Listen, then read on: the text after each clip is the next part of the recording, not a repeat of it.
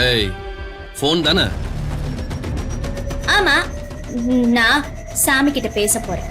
ஆ, உன்னை சொல்லிக் கொடுக்க போறேன். நீ வசமா மாட்டிக்கிட்ட. நான் வசமா மாட்டிக்கிட்டது இருக்கட்டும். ஆமா, நீ எதுக்கு போனை பின்னாடி மறைச்ச? உனக்கு தான் போனை பார்த்தாலே வெறி வந்துருதே. எங்க வச்சன்னு தேடுறேன். நானே பாவம் ஒரே ஒரு போன் தான் வச்சிருக்கேன். சாமி கிட்ட தானே பேச போற? பேசு பேசு, தாராளமா பேசு.